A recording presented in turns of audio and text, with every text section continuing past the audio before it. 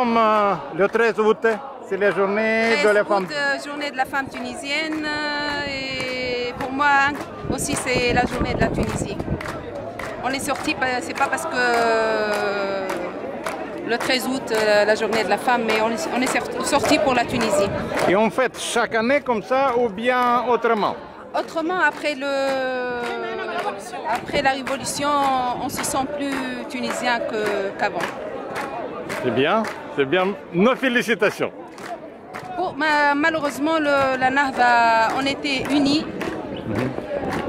Et Nahda a su diviser le peuple tunisien en deux. Et quelle est la solution? La solution que on vit tous ensemble, allons faire tous ensemble. Est-ce que c'est possible de mettre tout le monde à table? À table, si, mais je pense que la Nahda, elle réclame toujours qu'elle est prête pour le dialogue, mais c'est pas vrai. Mais en général, dans ce cas, le peuple tunisien, c'est un peuple divisé maintenant? Au fond de nous-mêmes, on n'est pas un peuple prêt à être divisé. Alors? Mais s'il y a des gens qui veulent nous diviser pour des agendas extérieurs, on n'est pas prêt à payer pour eux. Bon. On fera le maximum. Bon. Vive la paix! Vive la paix! Vive la Tunisie! Vive la Tunisie! Vive la Tunisie! Ton message pour le gouvernement, c'est quoi? L'événement d'aujourd'hui. On est tous des Tunisiens, on a le même sang. Non, ton message personnel pour le gouvernement. Pour le gouvernement doit travailler pour la Tunisie, pas pour des pays extérieurs. Parce que nous, on n'est pas fait comme peuple, on n'est pas fait, le peuple tunisien, il est fait pour vivre avec tous les autres peuples. On est ouvert à toutes les autres civilisations, toutes les autres religions.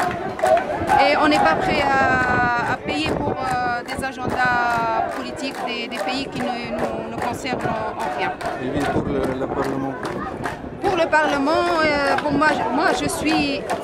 Contre ou pour? Mon opinion personnelle, je suis contre la Nahda, d'un seul point de vue qu'elle est... au début, elle a montré, elle n'a pas su profiter de la situation quand elle est arrivée au pouvoir en tant que gouvernement. On va toujours, si on fait un marche avant, on retourne 10 en arrière et on n'est pas prêt comme peuple tunisien pour payer la Nahda. Les islamistes en Égypte, en Afghanistan, un peu partout, ils ont montré qu'ils ne sont pas faits pour gouverner. La solution, ils doivent présenter des solutions qui conviennent au peuple tunisien. Il n'y a pas une idée pour toi comme ça? Pour moi, je ne sais pas. Moi, après ce que j'ai vu, cette année, on n'est pas optimiste. S'ils vont rester, ils vont mener le pays vers l'inconnu. Et on n'est pas prêt.